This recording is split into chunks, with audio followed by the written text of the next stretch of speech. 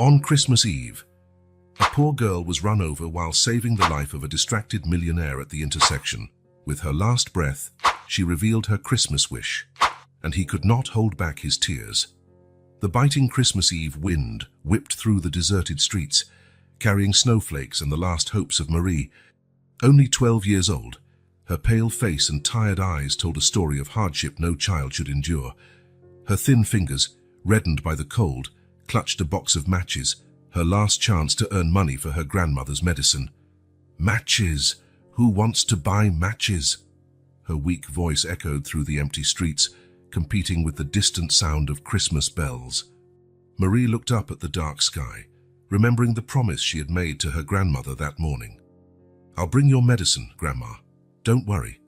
The words now seemed hollow, swallowed by the cold night and the city's indifference. A few blocks away, in a luxurious office atop a skyscraper, Henry Dunn stared out the window with distant eyes. The reflection in the glass showed a middle-aged man, impeccably dressed, but with deep shadows under his eyes and an expression of worry that even his fortune could not conceal. "Mr. Dunn," his secretary's voice interrupted his thoughts. "The board meeting was moved up to tomorrow morning. They're demanding explanations about the financial discrepancies." Henry nodded without turning. "Thank you, Claire. You can go home now. It's Christmas Eve, after all." Alone once more, Henry ran his hand through his grey hair. How could his company, built over decades, be collapsing so quickly? Accusations of mismanagement, lost contracts, numbers that simply made no sense. Everything seemed like a conspiracy against him.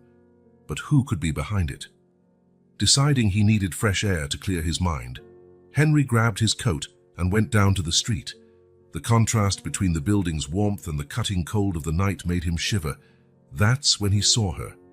A small figure hunched on the corner, trembling under a coat far too thin for that weather. "Matches? Anyone want to buy matches?" Marie's voice barely reached his ears. Something in that scene touched Henry deeply. For a moment, all his problems seemed insignificant in the face of that child's despair. He began to cross the street toward her, determined to help. It was in that instant that everything changed. The screech of tires on the icy asphalt shattered the silence of the night. A car at high speed came around the corner, skidding on the snow. Henry, distracted by his thoughts, did not notice the imminent danger. Marie, however, saw it all as if in slow motion. Without a second thought, she dropped her precious box of matches and ran toward the unknown man. "Look out!" she shouted, using all the strength of her small body to push Henry out of the way. The sound of the impact was deafening. Where Henry had just been standing now lay Marie's frail body, like a rag doll tossed onto the snow, which quickly turned red. Stunned, Henry crawled toward her. The driver of the car, panicked, sped away into the night, leaving only the echo of his crime behind. "My God, child, why did you do that?" Henry held Marie in his arms, his expensive suit now stained with the girl's blood. Marie opened her eyes with difficulty, her weak breath forming small clouds in the cold air. "The matches," she murmured. "My grandmother needs—" The distant sound of ambulance sirens began to pierce the silence, but Henry knew, with a painful tightening in his chest, that it would be too late. "What's your name?" he asked, struggling against his tears. "Marie," she answered, her voice no more than a whisper. "Please, my grandma." And then, with one last trembling sigh, Marie closed her eyes. Henry remained there, holding the body of the girl who had just sacrificed her life to save his, as the ambulance lights painted the scene in red and blue. At that moment, he did not know that his life was about to change forever, nor that the child's final Christmas wish would be the catalyst for a journey that would reveal long-buried secrets and a conspiracy larger than he could have imagined. Christmas Eve, which should have been a time of joy and celebration, had become the stage for a tragedy that would link the destinies of Marie and Henry in ways neither could have foreseen. As the snow continued to fall, gently covering Marie's body, Henry made a silent promise. He would discover the truth behind this accident, care for Marie's grandmother, and honor the sacrifice of this brave girl. Little did he know that this promise would lead him to uncover not only the mysteries of his own life, but also a web of lies and betrayals that threatened to destroy everything he had built. Christmas night was just beginning, and with it, a story of redemption, justice, and the transformative power of one last wish. The distant howl of sirens tore through the night, but for Henry, the world had narrowed down to the small body in his arms. Marie, the girl who seconds ago was selling matches on the sidewalk, now lay motionless, her life spilling over the snow-stained red. "Hold on, little one," Henry murmured, his voice trembling. "Help is coming." Marie's eyes opened slowly, clouded by pain. "Sir," she whispered, "the matches. I need to sell them." Henry felt a lump in his throat. Even on the brink of death, the girl thought only of her mission. "Don't worry about the matches now, you'll be fine." But both of them knew it was a gentle lie. Marie coughed, a trickle of blood running from the corner of her mouth. "My grandmother," she said with difficulty. "She needs medicine. Please." In that moment, Henry's mind was flooded with flashbacks. He remembered his privileged childhood, Christmases surrounded by expensive gifts and a lavish table. It clashed painfully with Marie's reality, a child forced to work on Christmas Eve to buy medicine. "What is your grandmother's name? Where does she live?" Henry asked, desperate to offer some comfort to the dying girl. "Elise Dawson," Marie replied, her voice barely audible. 27 Chestnut Street, the attic apartment." Henry nodded, committing the information to memory. "I promise, Marie, your grandmother will receive the best medical care, you have my word." A faint smile lit up Marie's pale face. "Thank you, sir. You're a Christmas angel." The words hit Henry like a punch. Him, an angel. The man who minutes ago was worried only about his fortune and reputation. As he held Marie, Henry was transported through his recent memories. The luxurious office atop a skyscraper, meetings with executives in expensive suits, dinners at five-star restaurants. All seemed so empty now compared to the purity and sacrifice of this girl. Marie shivered violently, bringing Henry back to the brutal present. "It's cold," she murmured. Henry took off his cashmere coat and covered Marie, knowing the gesture was futile, yet unable not to do it. "Is that better?" Marie nodded weakly. Her once cloudy eyes seemed to gain a spark of clarity. "Sir," she said, her voice surprisingly clear, "may I ask you something?" "Anything, Marie," Henry replied, tears finally breaking his composure. "Take care of kids like me. There are so many on the streets who need help." The request struck Henry like lightning. In an instant, he saw every time he had passed by street children without even noticing them. How many Maries had he ignored over the years? "I promise, Marie," he said, his voice choked. "I will take care of them, all of them." A final smile lit Marie's face. "Then it was worth it," she whispered. With those words, Marie closed her eyes for the last time. Her body relaxed in Henry's arms, and her last breath mingled with the cold Christmas night air. Henry remained there, holding Marie's lifeless body, as memories continued to flood his mind. He remembered his first company, the pride he felt seeing his name in business headlines. He thought of his yacht, his vacation homes, his luxury cars. All seemed so insignificant now. The sirens grew louder, and soon the ambulance lights illuminated the scene. Paramedics rushed toward them, but Henry knew it was too late. As the medical team took over, Henry staggered away. His gaze fell upon the box of matches lying on the sidewalk, the last remnant of Marie's desperate mission. A police officer approached, notebook in hand. "Sir, we need your statement." Henry nodded mechanically, but his mind was elsewhere. He saw Marie in every child he had ever ignored, in every headline about poverty he had dismissed as the government's problem. "Her name was Marie," he began, his voice trembling. "She saved my life and taught me more about humanity in her last minutes than I learned in decades of business success." The officer wrote quickly, but Henry hardly noticed. His words flowed, not just giving details of the accident, but telling Marie's story, her sacrifice, her final wish. When he finished, Henry turned to the officer with fierce determination in his eyes. "Officer, I need your help finding the driver who fled, not for revenge, but because that man needs to know what he's done." He needs to understand the value of the life he took tonight. The officer nodded, impressed by the intensity of the man before him. We'll do our best, sir. We have some witnesses and security cameras in the area. Henry thanked him and then looked toward the ambulance now carrying Marie's body. And I need someone to go to her grandmother's address, 27 Chestnut Street, attic apartment. Her name is Elise Dawson.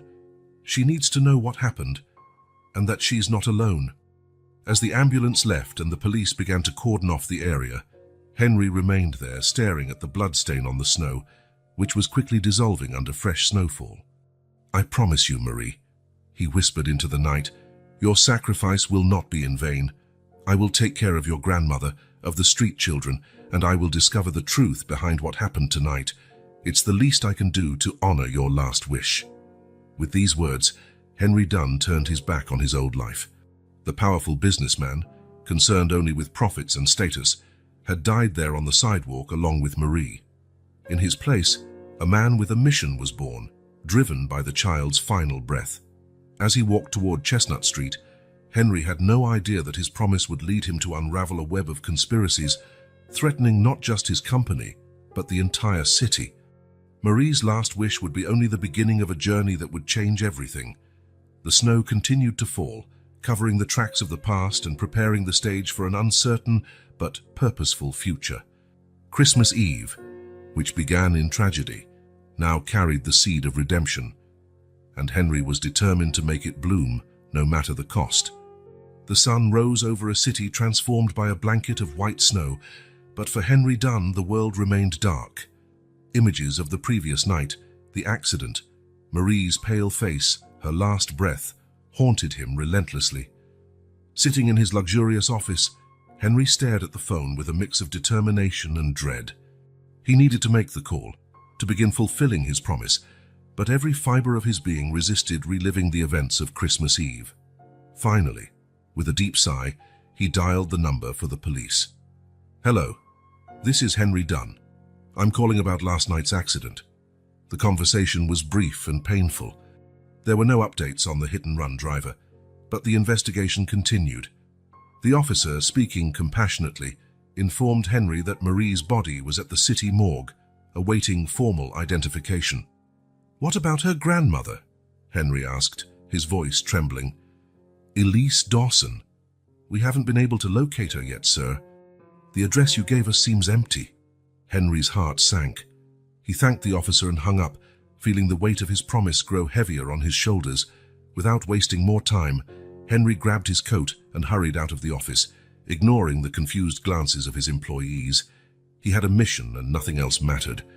Chestnut Street was a stark contrast to the business district Henry came from. Old run-down buildings lined the road, their peeling facades telling stories of better times long past. Number 27 was a particularly decrepit building. Henry climbed the creaking stairs to the attic, his heart racing with each step. At the apartment door, he hesitated before knocking. Silence. He knocked again, harder this time. Miss Dawson, Elise, it's about Marie. A weak groan came from inside. Alarmed, Henry tried the doorknob. It was unlocked. What he found inside made his stomach turn. The tiny apartment was freezing, the heater clearly broken. On a makeshift bed, an elderly woman trembled under thin blankets, her face pale and sweaty. Elise, Henry approached cautiously. I'm Henry Dunn. I knew your granddaughter, Marie. The woman's eyes opened slowly, feverish and confused. Marie? Where is my little Marie? Henry felt a lump in his throat. How could he tell this sick, fragile woman the truth? Marie, she asked me to take care of you, he said, opting for a half-truth. We need to get you to a hospital, Miss Dawson. Elise tried to sit up but fell back onto the bed, too weak. I can't. We have no money. Marie. Don't worry about money, Henry interrupted gently. I promised Marie I would take care of you, and that's exactly what I'm going to do. Without losing another minute, Henry called an ambulance. While they waited, he held Elise's hand, feeling powerless in the face of such suffering. How had he lived so long ignoring the reality of the less fortunate? The ambulance arrived within minutes, and Henry insisted on accompanying Elise to the nearest public hospital. During the ride, He made dozens of calls, moving heaven and earth to ensure Elise received the best possible care. At the public hospital, the brutal reality of inequality hit Henry like a punch.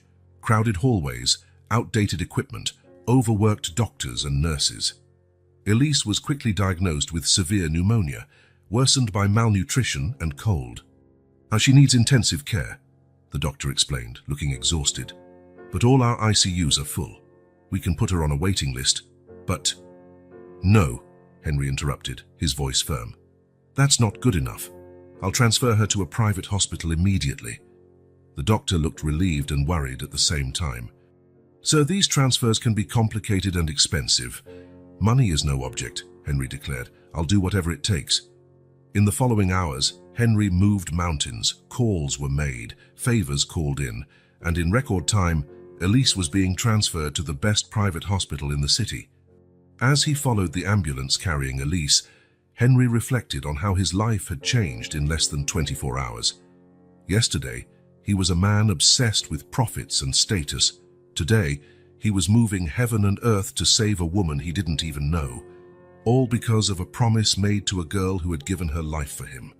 At the private hospital, Elise was immediately taken to the ICU. Henry watched through the glass as doctors and nurses worked tirelessly to stabilize her. A nurse approached him. "Mr. Dunn, Ms. Dawson is asking about Marie. Is she—" Henry closed his eyes, feeling the weight of the truth he would have to reveal. Marie was her granddaughter. She passed away last night, saving my life. The nurse covered her mouth, shocked. "Oh, my God. I'm sorry. Should I tell her?" Henry shook his head. "No. She's too weak right now. I'll tell her when she's stronger."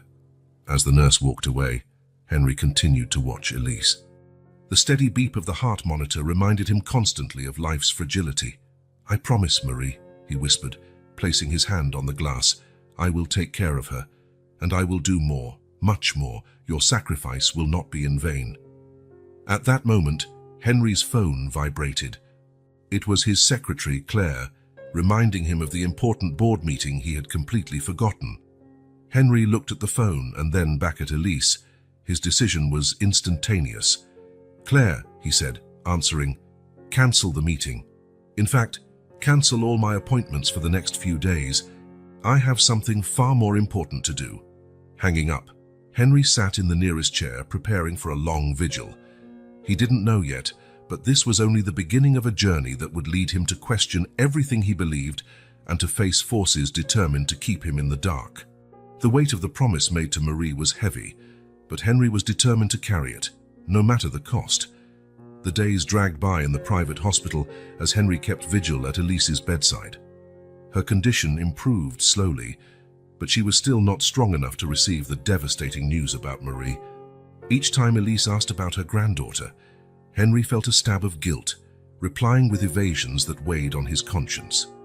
On the afternoon of the third day, while Elise slept, Henry decided to sort through the few belongings he had brought from her apartment.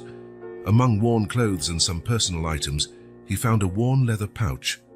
Opening it, his fingers touched something rigid, an old photograph.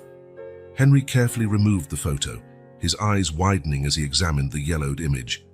In it, two young women smiled at the camera, arms around each other in front of a Christmas tree. One was unmistakably a younger Elise Dawson, the other— "My God," Henry murmured, his heart racing. "Mom!" The resemblance was undeniable. The woman next to Elise was the living image of Margaret Dunn, Henry's deceased mother. But how was that possible? His mother had never mentioned knowing Elise, let alone being close friends. With trembling hands, Henry turned the photo over. On the back, a faded inscription, "Christmas 1975. Margaret and Elise, friends forever." Henry's mind spun 1975. He had been only 5 years old. Fragmented memories surfaced. His mother going out frequently, mentioning a special friend, his father growing increasingly irritable. "Mr. Dunn?" The nurse's voice pulled him out of his thoughts. "Mrs. Dawson is waking up." Henry quickly pocketed the photo, promising himself he would investigate later. Approaching the bed, he saw Elise's eyes opening slowly. "Marie?" she asked, her voice weak but clear. Henry felt the weight of the lie in his throat. She couldn't come yet, Mr. Dawson. But she wants you to get well soon." Elise nodded weakly, seeming to accept the explanation, yet her eyes had a lucid sparkle that made Henry wonder how long he could delay the truth. "You look so much like her," Elise murmured, surprising Henry. "Like who?" he asked, his heart pounding. "Margaret," Elise replied, her eyes closing again. "Your mother." Before Henry could react, Elise drifted back to sleep, leaving him stunned by the confirmation that there was indeed a connection between the two women. Leaving the room in a state of confusion, Henry was approached by his assistant, Claire, who seemed agitated. "Mr. Dunn, I'm sorry to interrupt, but we have an urgent situation at the company," she said, handing him a tablet. "Our main investors are threatening to pull out, the stocks are plummeting, and rumors of financial irregularities are circulating in the media." Henry looked at the graphs and headlines on the tablet, feeling a wave of nausea. How could his once solid company be collapsing so quickly, and why now? "This makes no sense, Claire," he murmured, running a hand through his hair. "Our internal audits never showed any irregularities. Where are these accusations coming from?" Claire shook her head, looking equally perplexed. "We don't know, sir. It seems someone is deliberately spreading false information, but we can't trace the source." Henry felt a chill down his spine. First Marie's accident, now this. Could there be a connection? "Claire, I need you to do something for me," Henry said, his voice low and intense. "I want you to discreetly investigate any link between our company and the Dawson family. And also, look for any mention of my mother, Margaret Dunn, in our old records." Claire looked surprised, but nodded. "Of course, sir. But may I ask why?" Henry hesitated, glancing back at Elise's room. "I have a feeling that there's more to this story than we can see. Old secrets that may be coming back to haunt us." As Claire walked away to carry out his orders, Henry returned to Elise's room, the photo burning in his pocket like a secret about to be revealed.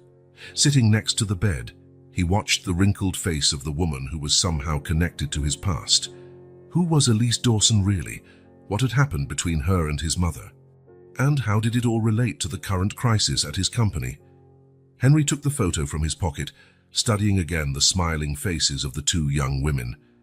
There was something in their eyes, an intimacy beyond simple friendship. What had happened to separate them? Why had his mother never mentioned Elise? A soft moan from Elise pulled Henry back to the present. He quickly put the photo away, aware that he was stirring up memories that perhaps should remain buried.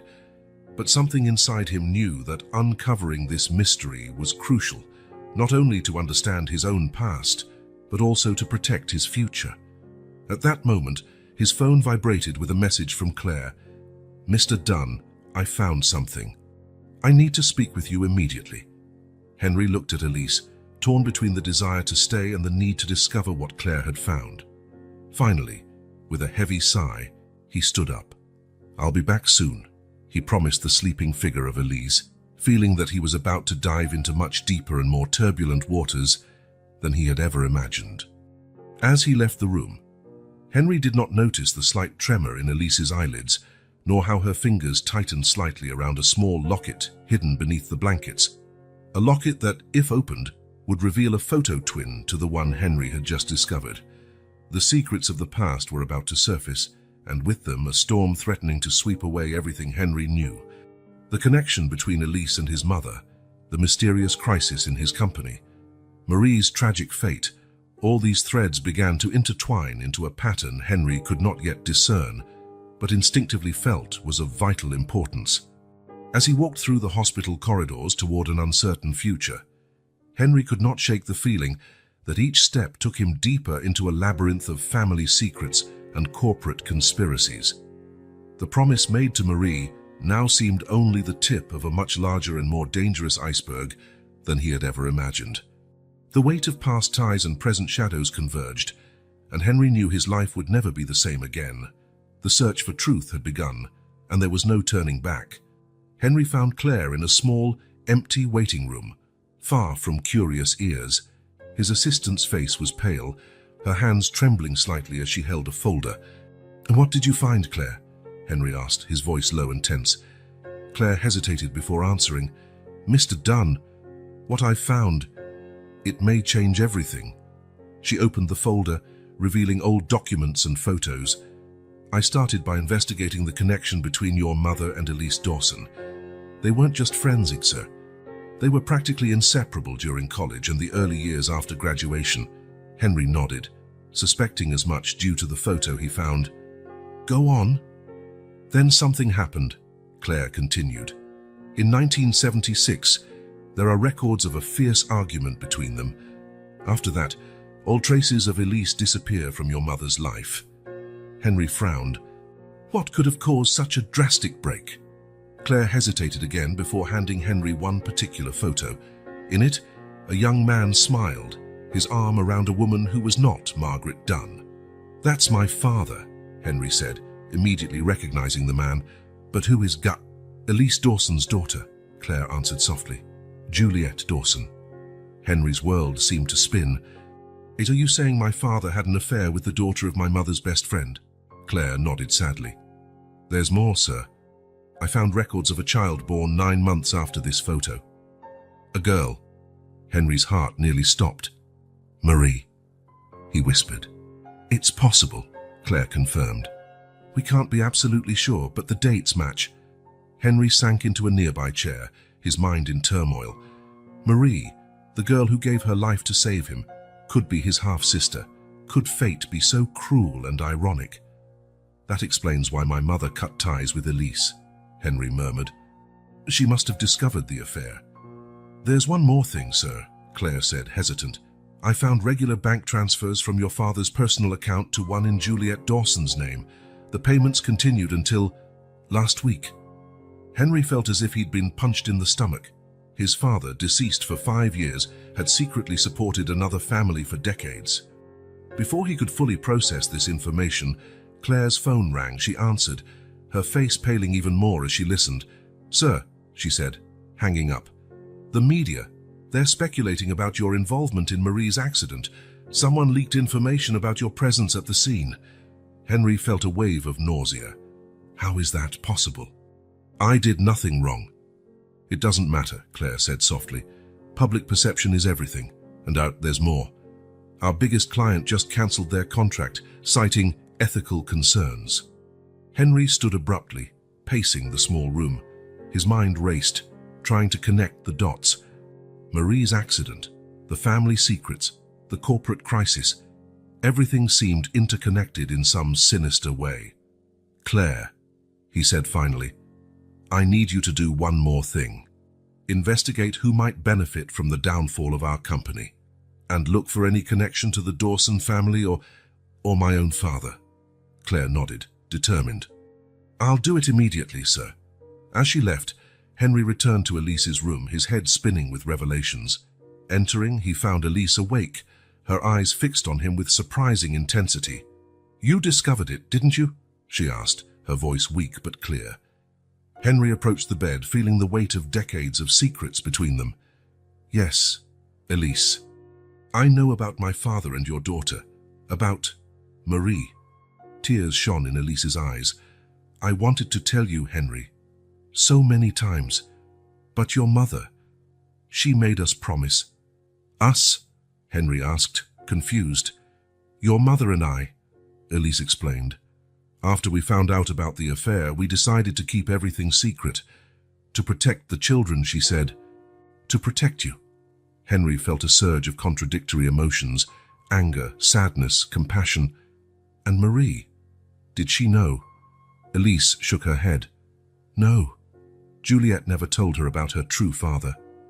We thought it was better that way." Silence fell heavily between them, laden with regrets and long-held secrets. "Elise," Henry said finally, his voice trembling, "there's something I need to tell you about Marie." But before he could continue, the room's door opened abruptly. A man in a suit entered, followed by several reporters with cameras. "Mr. Dunn," the man said in a cold voice, "I'm Detective Moreau. We have some questions about your involvement in Marie Dawson's death." Henry stood up, placing himself protectively between the intruders and Elise. "How dare you barge into a hospital room? This woman is ill." The detective gave a humorless smile. We have a warrant, Mr. Dunn. And I believe this lady may have crucial information about the case. Camera flashes went off, momentarily blinding Henry.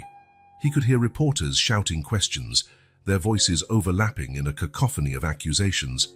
Mr. Dunn, is it true Marie was your half-sister? Did you know about your father's affair? Why is your company losing contracts? Is there a connection to the accident? Henry felt the world spinning around him. Everything he had worked for, everything he believed in, was collapsing. And at the center of it all, Marie's face, her eyes looking at him in that final moment, asking him to keep his promise that now seemed impossible to fulfill. As chaos unfolded around him, Henry did the only thing he could. He held Elise's hand, determined to protect her, no matter the cost. The family revelations had opened Pandora's box, and now he would have to face the consequences, not just for himself, but for Marie, Elise, and all the truths that had been buried for so long. The chaos following the hospital room invasion seemed endless. Henry struggled to shield Elise from the reporter's harassment and Detective Moreau's probing questions. It took hours and the hospital's security intervention to finally restore some calm. Exhausted and shaken, Henry collapsed into a chair beside Elise's bed. It was then he noticed a silent presence in the room. Isabel, the nurse who had cared for Elise since her admission. "Mr. Dunn," she said softly, "perhaps it would be best if you rested for a while. Could I bring you something to eat or drink?" Henry looked at her, noticing for the first time the kindness in her brown eyes. "Thank you, Isabel, but what I really need now are answers." Isabel nodded understandingly. "I understand, and maybe I can help with that." Intrigued, Henry looked at her. "How?" "Well," she hesitated, "I heard about the suspicions regarding your connection to Marie. If you'd like to confirm it, I can help arrange a discreet DNA test." Henry blinked, surprised by the offer. "You'd do that, but why?" Isabel gave a sad smile. "Because I've seen how you've cared for Miss Dawson, how you're suffering through all this. I believe you deserve to know the truth."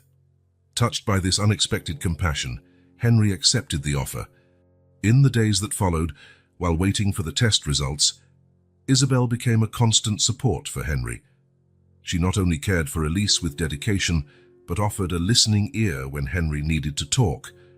One evening, while Elise slept, Henry and Isabel spoke quietly in the hospital corridor. "How do you cope with it?" Henry asked, his voice heavy with guilt. "Seeing so much suffering every day." Isabel looked at him with understanding. "I learned that we can't carry the weight of the entire world on our shoulders, Henry. We do what we can, with what we have, where we are. But what about when our actions, or lack of them, cause pain to others?" Henry insisted, thinking of Marie. Isabel gently placed her hand on his arm. Then we learn from it. We use that pain as motivation to do better, to be better." Isabel's words touched something deep in Henry. For the first time since the accident, he felt a glimmer of hope, a possibility of redemption. Meanwhile, outside the hospital, reality continued to deteriorate. Claire kept Henry updated on the company's situation, and the news was increasingly alarming. "Sir," she said during one of her visits, "the rumors of mismanagement are spreading like wildfire. Our shareholders are in panic, and 3 more major contracts were cancelled this week." Henry ran a hand through his hair, frustrated. "But where are these accusations coming from?" "We have years of clean audits." Claire shook her head, equally perplexed. "It's as if someone is orchestrating all this, sir. But we can't trace the source." The suspicion of a greater conspiracy grew in Henry's mind. Who could have so much to gain from his downfall, and how did it connect with his family's secrets? Finally, after agonizing days, the DNA test results arrived. Henry opened them with trembling hands, Isabel by his side, offering silent support. "Positive," he whispered, feeling the weight of confirmation. "Marie really was my half-sister." Isabel gently squeezed his shoulder. "And now, Henry? What will you do with this information?" Henry looked from the paper in his hands to the room where Elise rested.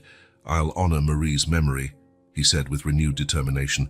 "I'll find out the truth behind all of this and do the right thing, no matter the cost." At that moment, Henry's phone rang. It was Claire, her voice urgent on the other end of the line. "Mr. Dunn, something happened. The stock market, our shares have plummeted. They're talking about launching a formal investigation into the company."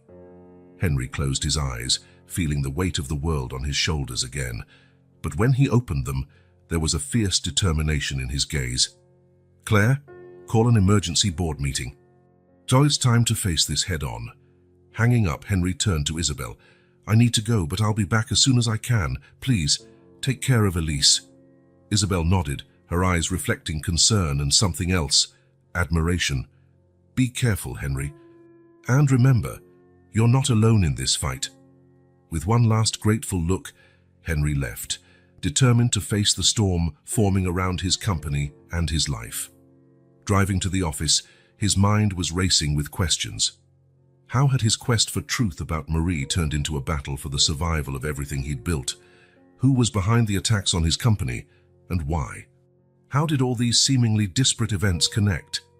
One thing Henry knew for sure: he could no longer run from the truth.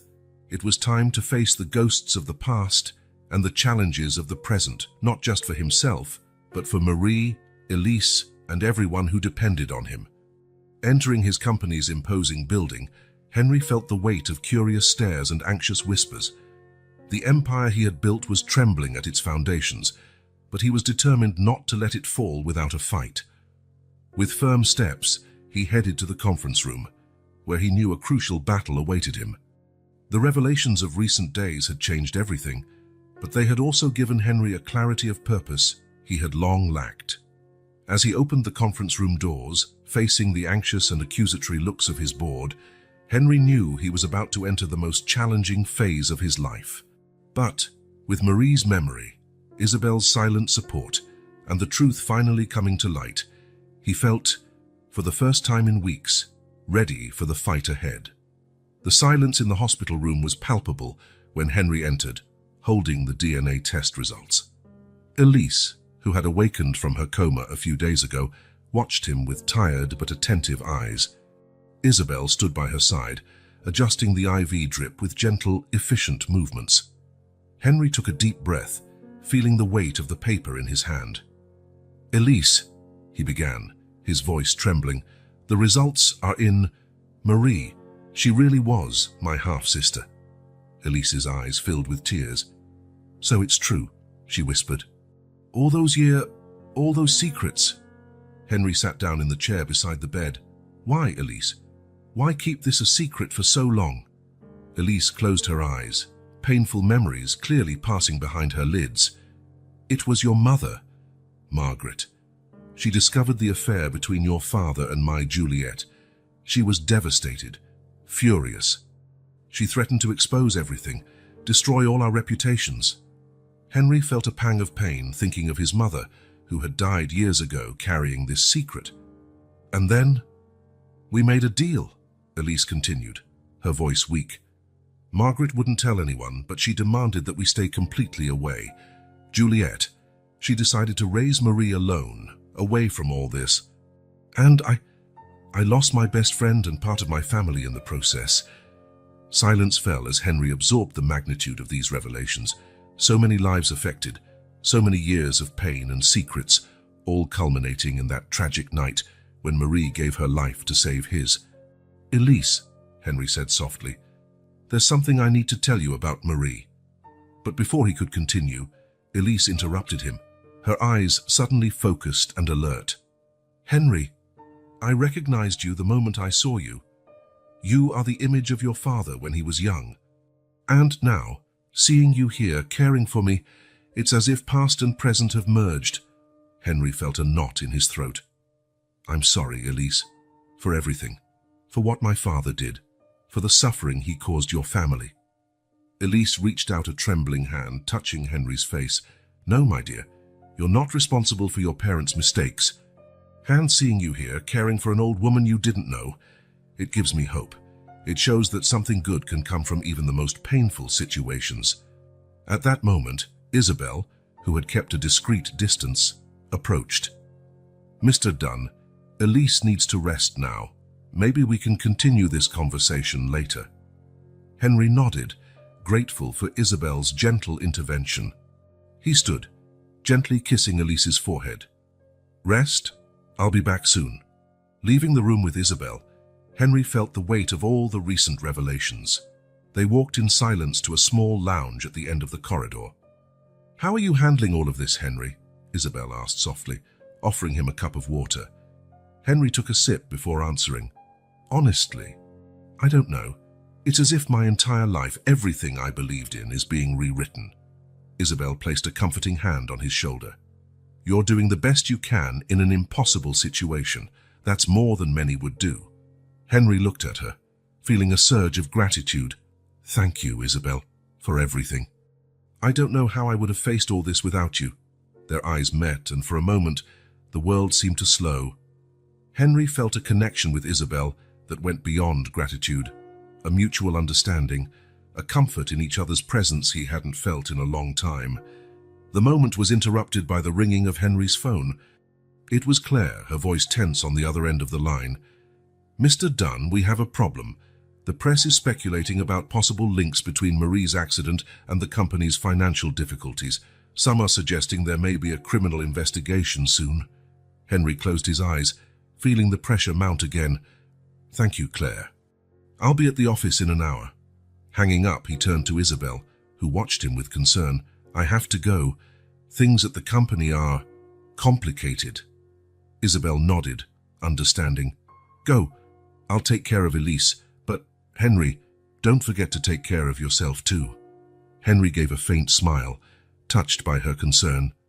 Thank you, Isabel. I don't know what I'd do without you right now. On the way to the parking lot, Henry couldn't help reflecting on how drastically his life had changed in such a short time. The discovery about Marie, the family secrets revealed, the crisis at the company. Everything seemed interconnected in some mysterious and potentially dangerous way. Driving to the office, his mind buzzed with questions. How could the truth about his relationship to Marie affect the investigation into the accident? Who was behind the attacks on his company, and why? How were all these events connected? Reaching his corporation's imposing building, Henry was greeted by nervous looks and whispers from employees. Tension hung heavy in the air. Claire found him in the elevator, her face a mask of professional concern. Mr. Dunn, the board is demanding an emergency meeting. They want explanations about, well, everything. Henry nodded, feeling the weight of responsibility on his shoulders. We'll face this head-on, Claire. It's time to put all the cards on the table. Heading to the conference room, Henry knew he was about to face one of the greatest challenges of his life, but for the first time since that fateful accident, he felt a clarity of purpose. The truth, no matter how painful, was the only path forward. With a final thought for Elise in the hospital, for Marie's memory, and for Isabel's silent support, Henry opened the doors of the conference room, ready to face whatever came next.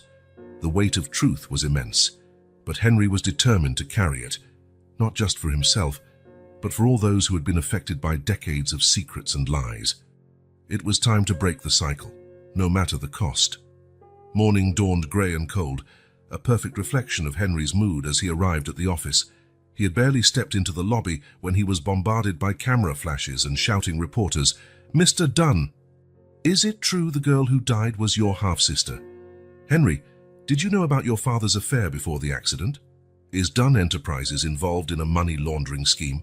Claire appeared as if by magic, escorting Henry through the crowd to the private elevator. Once inside, away from prying eyes, Henry slumped against the wall. How?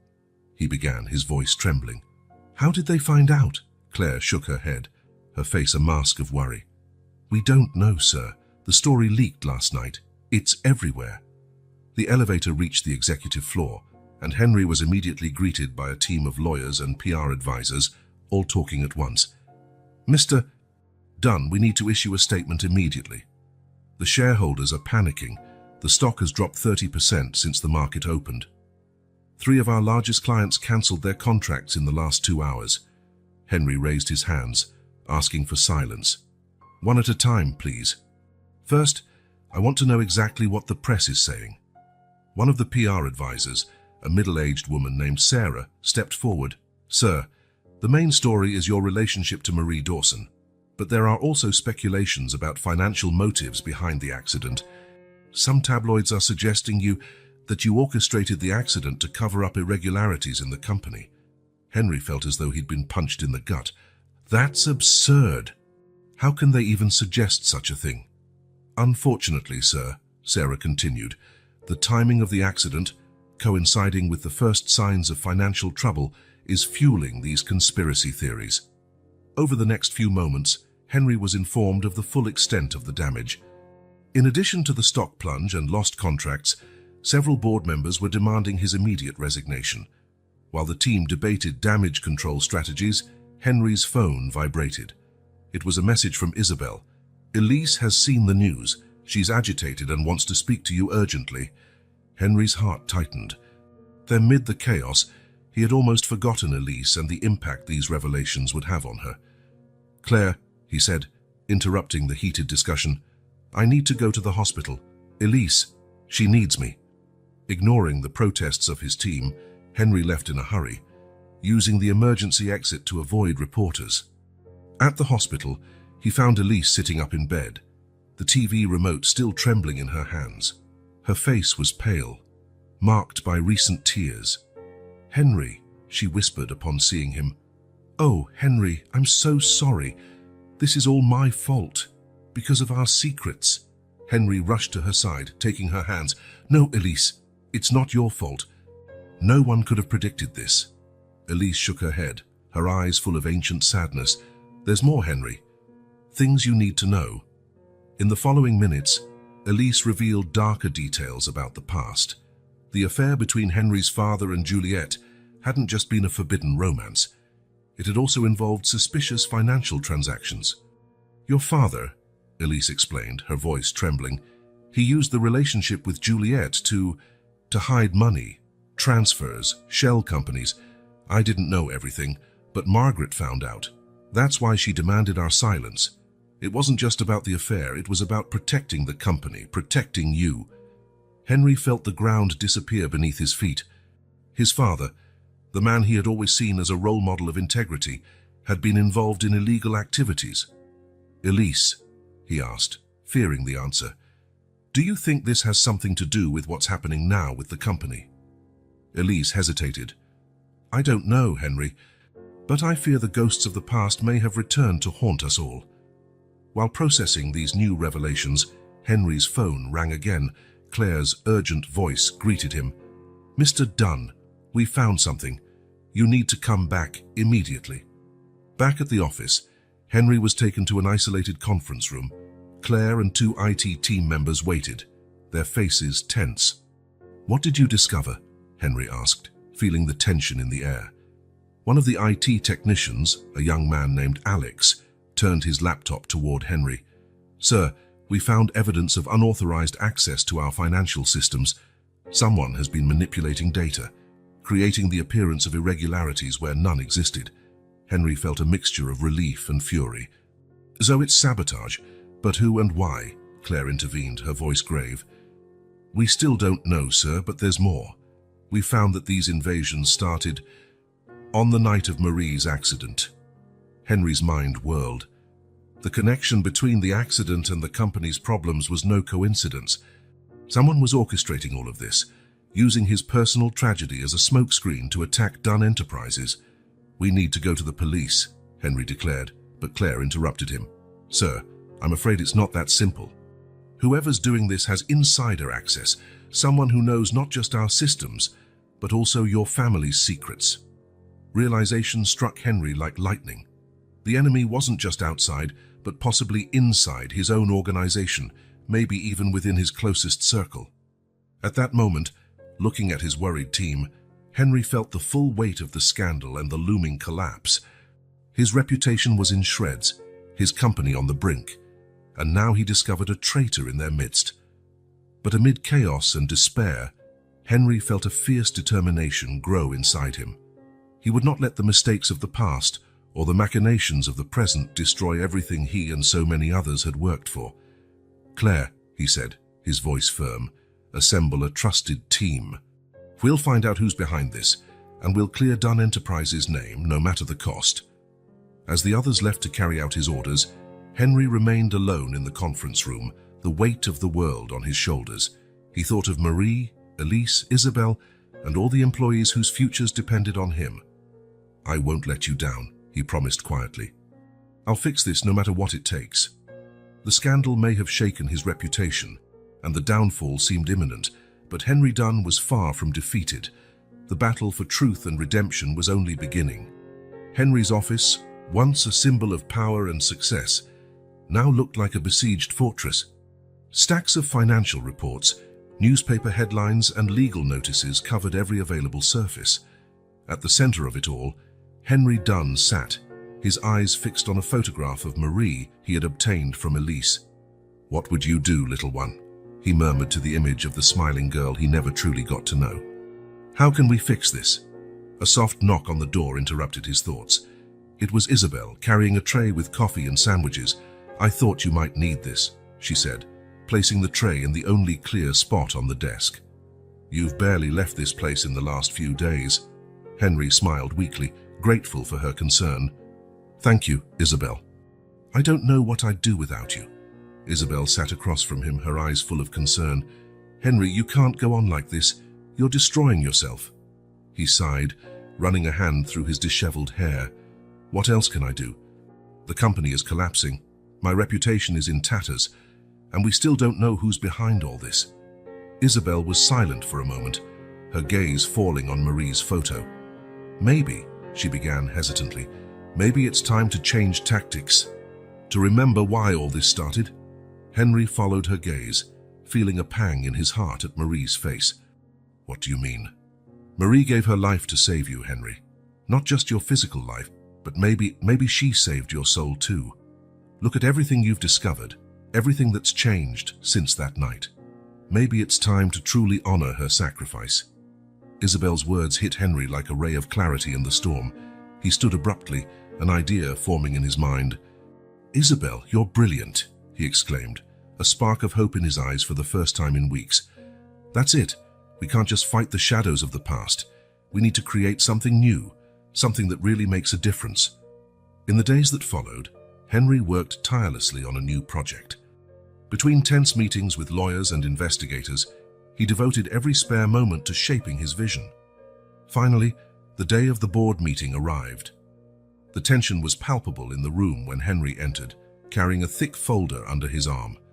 "Ladies and gentlemen," he began, his voice firm despite the nervousness he felt, "I know you're all here expecting my resignation, but before we make any decisions, I ask that you hear me out." Henry opened the folder, distributing documents to each board member.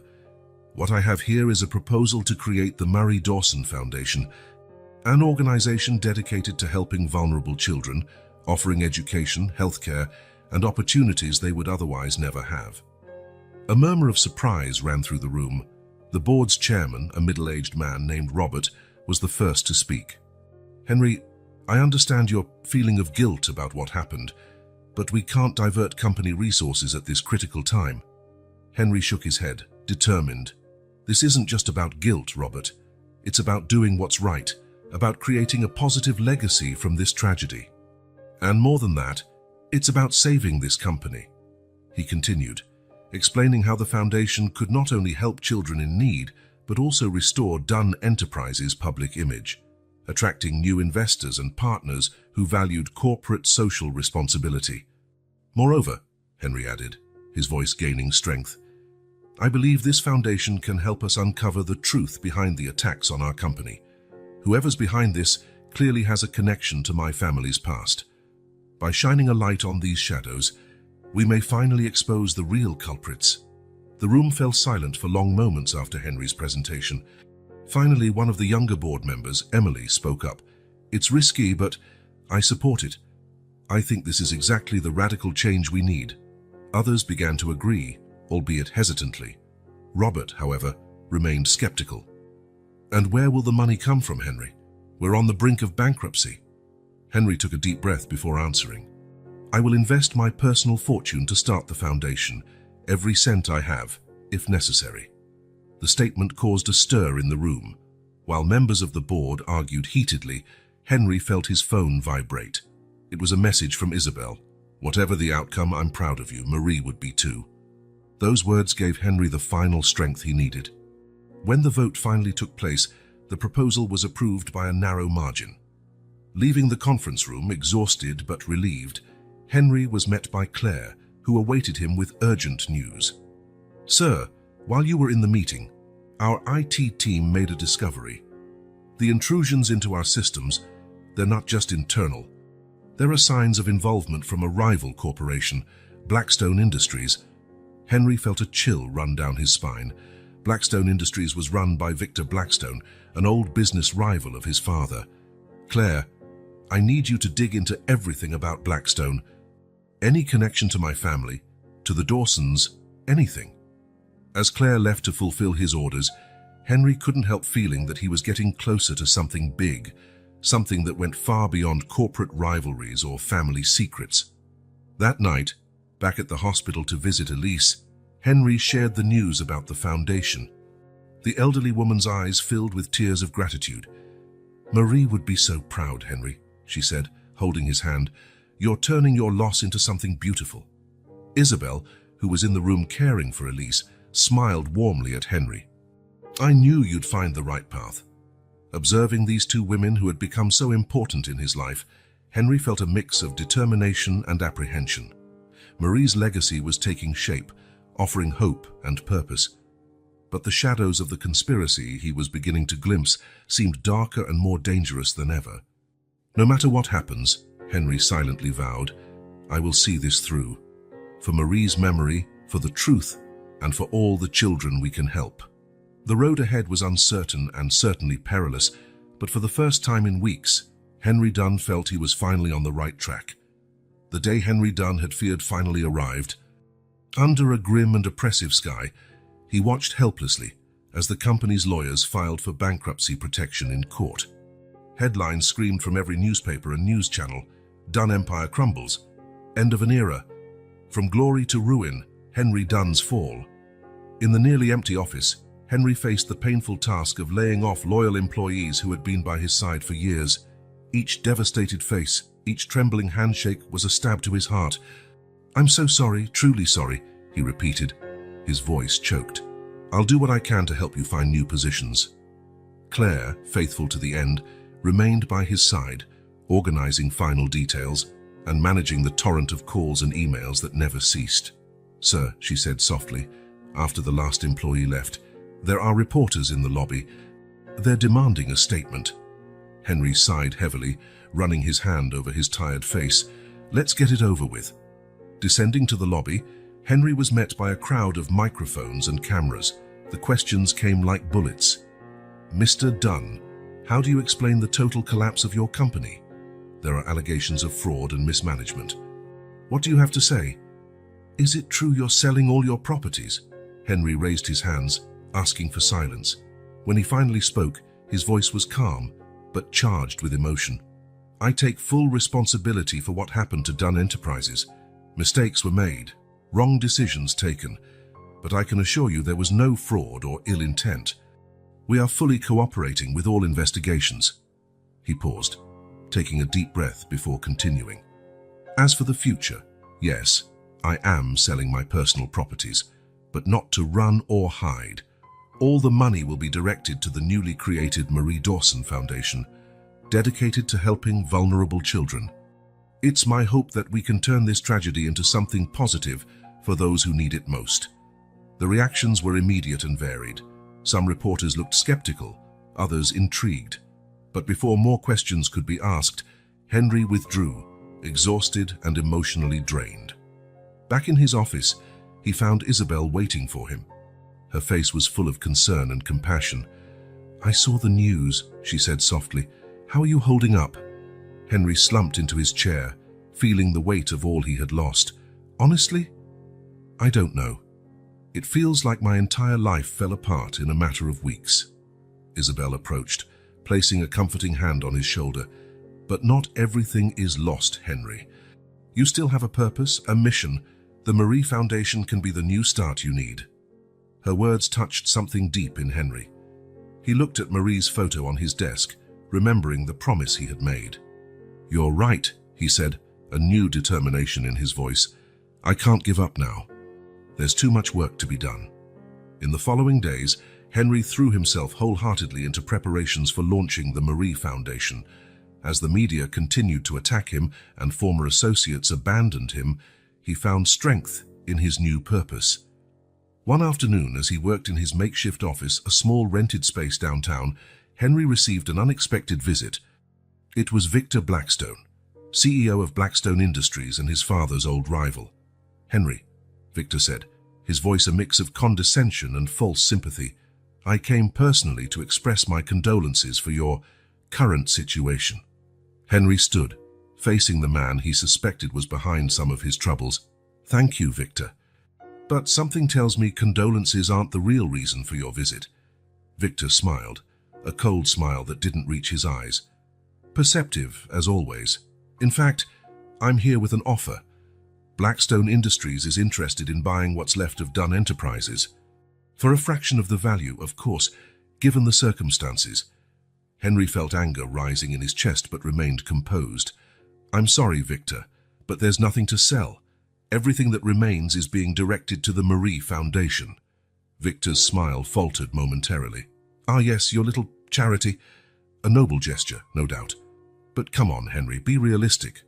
What do you know about running a foundation? Why not leave that to the professionals and focus on, shall we say, rebuilding your reputation?" Victor's words, though spoken with false concern, carried a veiled threat that Henry did not miss. "I appreciate your concern, Victor," Henry replied, his voice firm, "but my decision is made. The Marie Foundation is my priority now. And as for my reputation, I'll let my actions speak for themselves." Victor narrowed his eyes, all pretense of cordiality gone. "You're making a mistake, Henry. There are forces at play you do not understand. It would be wiser to accept my offer and step away."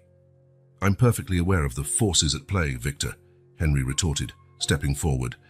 "And rest assured, I won't step away until I find out the whole truth." For a moment, the two men stared at each other, tension thick in the air. Finally, Victor turned to leave.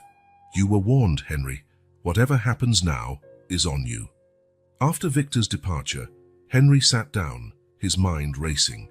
The visit only confirmed his suspicions of a larger conspiracy. But now, more than ever, he was determined to move forward. The next morning, Henry stood before his last personal property, the family's summer home, a place filled with childhood memories. With a lump in his throat, he signed the sale papers. "Are you sure about this, sir?" the broker asked, hesitant. Henry looked one last time at the house before answering, "Absolutely. Sometimes we have to leave the past behind to build a better future." With the sales proceeds secured, Henry called a press conference to officially announce the launch of the Marie Dawson Foundation. By his side were Isabel, Elise, who had been discharged from the hospital, and Claire, who had chosen to stay with Henry despite everything. Facing cameras and microphones, Henry spoke with a passion and conviction that surprised even his harshest critics. "Today, we are not just launching a foundation. We're planting the seed of a better future for countless children. Marie Dawson's name will not be remembered for tragedy, but for the hope and opportunities we will provide in her memory." As Henry detailed the foundation's plans, Isabel watched with pride the man he had become. Elise, tears in her eyes, held Henry's hand, feeling that finally something good was emerging from so many years of secrets and pain. At the end of the conference, a young reporter asked one last question. "Mr. Dunn, after losing everything, how do you find the strength to start over?" Henry smiled, a genuine smile that lit his tired face. "I haven't lost everything. I gained a purpose, a mission. And as long as there's a child to help, a truth to uncover, I'll keep moving forward." That night, alone in his modest rented apartment, Henry looked out the window at the city he once dominated. The ruin of his empire was complete, but from the ashes, a new beginning was born. With Marie's photo in one hand and the foundation's plans in the other, Henry made a silent promise. "No matter what happens, no matter who stands against us, we will make a difference. This is only the beginning, Marie. Your legacy will live on and the truth will come to light. I promise." A year had passed since the fateful night that forever changed Henry Dunn's life. The Marie Foundation's headquarters, a modest building downtown, bustled with activity. Children laughed in the halls, volunteers came and went with purpose, and at the center of it all stood Henry, transformed by the mission he had embraced. "Mr. Dunn," called a young voice. It was Amélie, one of the first children the foundation helped. "Look, I passed the admission exam for the technical school." Henry smiled, genuinely happy. "Congratulations, Amélie. I'm so proud of you." Moments like this kept Henry going, despite the constant difficulties. The foundation thrived, but not without obstacles. Donations were hard to come by. The shadow of the scandal still lingered, and Henry often wondered if he'd ever fully clear his name. That afternoon, as he reviewed reports in his office, Claire rushed in, her face pale. "Sir, this just arrived for you," she said, handing him a plain envelope with no return address. Intrigued, Henry opened it. Inside was only a flash drive and a handwritten note. "The truth you seek is here. Use it wisely." Heart racing, Henry inserted the drive into his computer. What followed were hours of frantic reading as a web of conspiracy unfolded before his eyes. Encrypted emails, hidden financial records, audio recordings. Everything pointed to a shocking truth. Marie's accident wasn't an accident at all. It had been a deliberate attempt on Henry's life. "My God," Henry murmured, feeling nauseated. "They were trying to kill me." But the conspiracy ran deeper. The documents revealed a meticulous plan orchestrated by Victor Blackstone and other business rivals. They had manipulated Dunn Enterprises' finances for years, setting the stage for its fall. The accident was meant to be the final blow, eliminating Henry and allowing them to take over the bankrupt company. Henry called Claire and Isabel, now an integral partner in the foundation. Together they spent the night analyzing the evidence. "This explains everything," Claire said, shocked. "The hacking, the lost contracts, even the rumors in the media. It was all orchestrated." Isabel, observing Henry closely, noticed the internal struggle in his eyes. "What will you do with this information, Henry?" It was the question echoing in Henry's mind. With this evidence, he could clear his name, restore his reputation, maybe even rebuild his company. But at what cost? "If I expose this," Henry said slowly, "it will shake the corporate world. Many companies will fall, jobs will be lost. And the foundation, how will it affect our work?" The dilemma consumed him for days. Henry barely slept, weighing his options. On one hand, the chance for justice and vindication. On the other, the risk of compromising everything he'd built in Marie's name. One afternoon, as he walked through the foundation's courtyard, watching the children play, Henry felt a hand on his shoulder. It was Elise, who visited frequently. "You seem troubled, my dear," she said softly. "What burdens your heart?" Henry hesitated before sharing his dilemma. Elise listened attentively, her wise eyes reflecting understanding. "Henry," she said finally, "Marie gave her life to save you. Not just your body, but your soul. Look around you. See the good you've done in her name. That's what really matters." Elise's words resonated deeply. Henry realized he stood before a crucial choice: pursue revenge and personal justification, or truly honor Marie's sacrifice by continuing the work he had begun. That night, Henry called a meeting with his closest team, Claire and Isabel and a few trusted advisors of the foundation. "I have a decision to share with you," he began, his voice firm. "We discovered the truth behind the accident and the company's downfall. We have proof of a massive conspiracy." The room fell silent as everyone waited for his next words.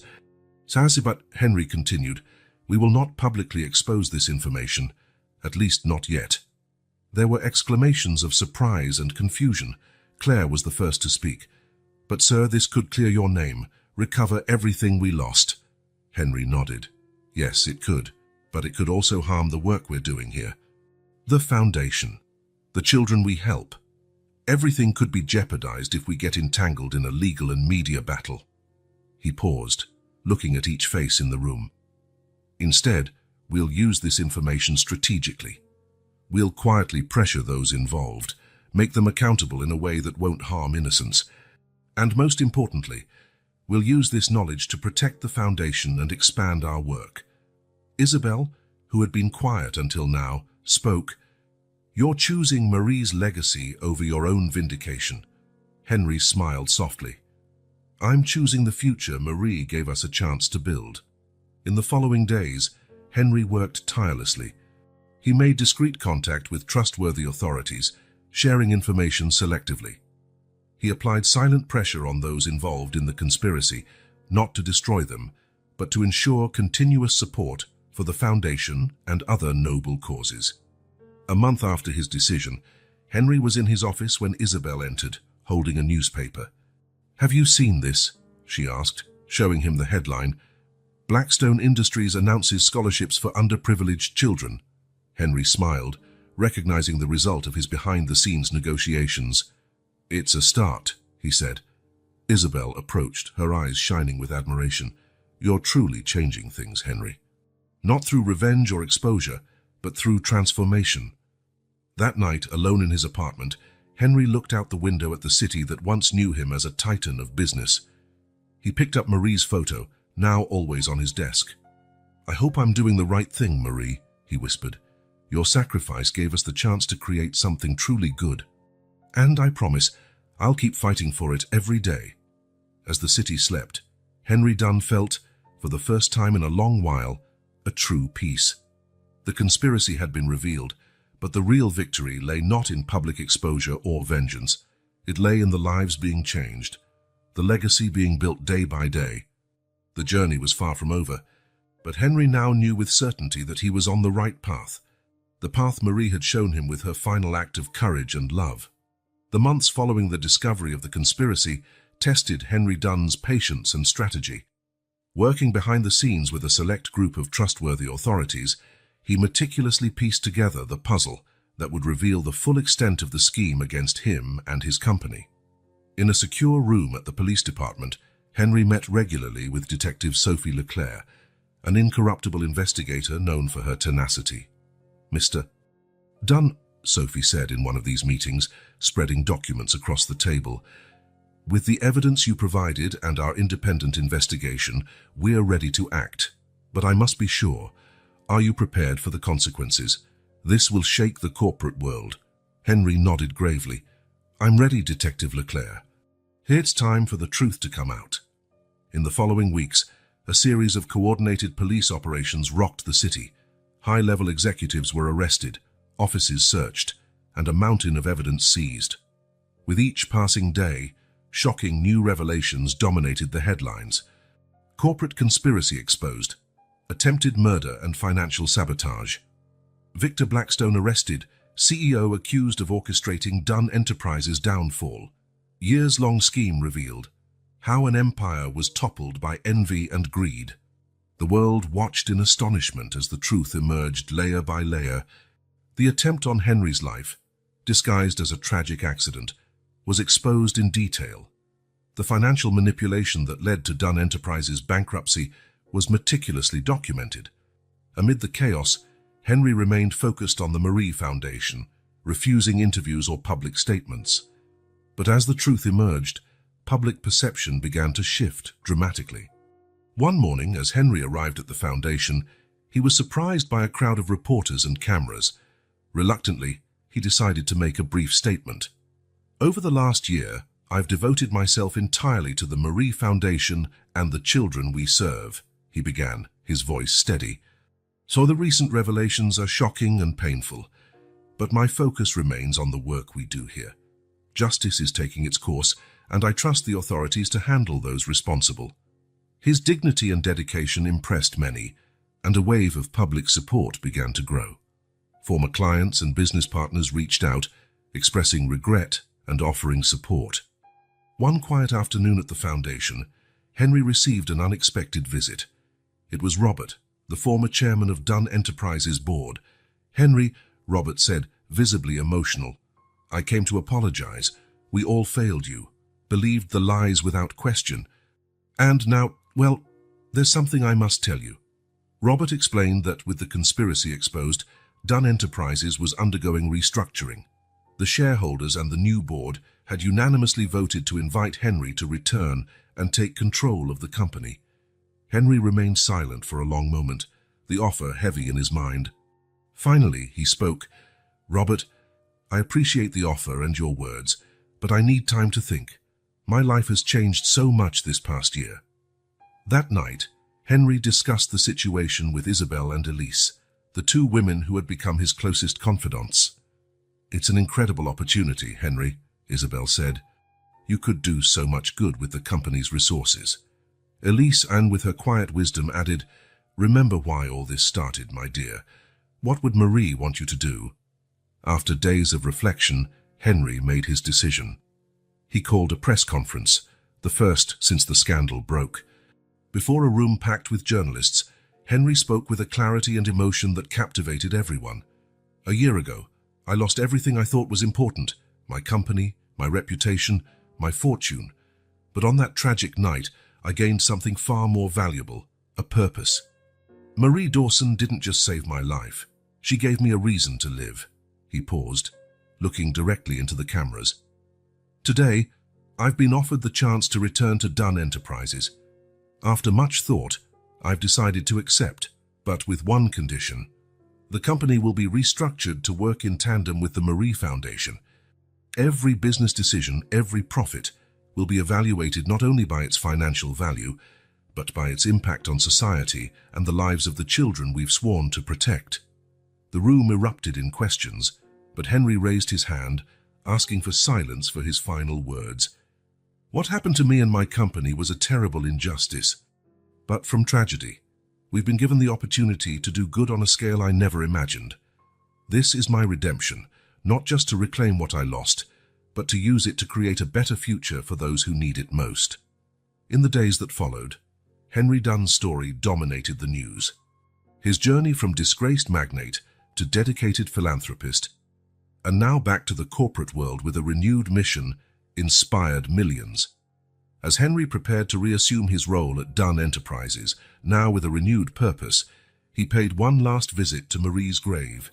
Placing fresh flowers, he whispered, "Thank you, Marie, for saving my life, for giving me a purpose, and for teaching me the true meaning of redemption. I promise your legacy will live on in every life we touch." With one last look at the headstone, Henry turned to face his future, no longer a man seeking to regain what he'd lost, but one determined to create something much bigger and more meaningful than he'd ever dreamed. Snow fell gently over the city, covering it with a silent white mantle. It was Christmas Eve, exactly 2 years after the night that changed everything in Henry Dunn's life. The Dunn Enterprises office, now shared with the Marie Foundation, was quiet. Most employees already home with their families. Henry stood alone in his office, contemplating the city through the panoramic window. On his desk lay 2 documents awaiting his signature, an aggressive expansion plan for the company and a proposal to double the Marie Foundation's budget next year. Picking up his pen, Henry hesitated a moment. The last 2 years had been a roller coaster of emotions and challenges. The company was recovering quickly, and growth opportunities were tempting. But the Foundation's work, the lives they were changing, that's what truly made his heart race. With a determined smile, Henry signed the Foundation proposal first. "This is what really matters," he murmured to himself. A soft knock on the door interrupted his thoughts. It was Isabel, her face lit by a warm smile. "I knew I'd find you here," she said, approaching. "It's time to go. Elise is waiting for us." Henry smiled, putting the documents away. "Of course, we can't keep our guest of honor waiting, can we?" Together, they left the office, hands naturally entwined. Their relationship had slowly blossomed over the past 2 years, strengthened by the trials and triumphs they shared. The wedding ceremony was intimate and emotional, held in the small chapel of the hospital, where Elise still received regular treatments. The elderly woman, now a maternal figure to both Henry and Isabel, watched them with tearful eyes of happiness. When the priest pronounced Henry and Isabel husband and wife, the small gathering of guests, mostly children and staff from the Foundation, erupted in enthusiastic applause. After the ceremony, as the guests headed to a modest reception, Henry approached Elise. "How are you feeling?" he asked, gently holding her hand. Elise smiled, her eyes bright. Happier than I ever thought I could be again, my dear. Seeing you and Isabel together, seeing all that you've built. Marie would be so proud. The mention of Marie brought a moment of reflective silence. Henry nodded, his voice soft. I hope so. All this time is because of her. Isabel joined them, giving Elise a loving hug. Come on, our guest of honor deserves the first piece of cake. The reception was joyful and relaxed. Foundation children ran among the adults, their laughter echoing in the room. Henry watched it all with a feeling of fulfillment and gratitude. Later that night, after taking Elise back to the hospital and bidding Isabel goodnight with a kiss, Henry made one last stop. The cemetery was quiet, the fresh snow shimmering under the moonlight. Standing before Marie's grave, Henry knelt, carefully clearing the snow from the headstone. Hello, Marie, he began, his voice gentle in the silent night. I'm sorry I haven't come sooner. The past months have been intense. He paused, gathering his thoughts. 2 years ago tonight, you saved my life. At the time, I thought I had lost everything. I had no idea I was gaining something far more precious. A purpose. Henry smiled, remembering all that had happened. The foundation is growing, Marie. We're helping more children than I ever dreamed possible. And the company, well, we're using it to do good on an even larger scale. He took a small gold star from his pocket, placing it carefully on the headstone. Isabel and I got married today. Elise was there. She's become like a grandmother to both of us. Funny how life works, isn't it? In a way, you brought us all together. The snow began to fall harder, and Henry pulled his coat tighter around himself. You know, Marie, I spent a lot of time wondering why things happened the way they did, why you were on that corner that night, why you chose to save a stranger. But now I understand that some questions have no answers. What matters is what we do with the chances we're given. He stood up, gently touching the headstone one last time. I promise you, Marie, I will continue honoring your sacrifice every day. Your last Christmas wish, to care for your grandmother, has grown into something much greater. We're caring for hundreds of children now, giving them opportunities you never had. And this is only the beginning. Henry looked at the night sky, snowflakes dancing around him. Thank you, Marie, for saving my life, for changing my destiny, for teaching me the true spirit of Christmas. It's not in gifts or parties, but in love, sacrifice, and the ability to make a difference in others' lives. With a final look at the grave, Henry turned to leave. As he walked through the snow, he felt a deep peace he hadn't known in a long time. The road ahead would still be challenging, but he knew he was moving in the right direction. Arriving home, he found Isabel waiting for him, 2 cups of hot chocolate in her hands. "Merry Christmas, my love," she said softly. Henry embraced her, feeling the warmth of her love and the weight of his responsibility. "Merry Christmas, Isabel. We have so much work to do tomorrow." As the city slept under the snowy blanket, Henry Dunn knew this Christmas Eve marked not just the anniversary of a tragedy, but the start of something truly beautiful.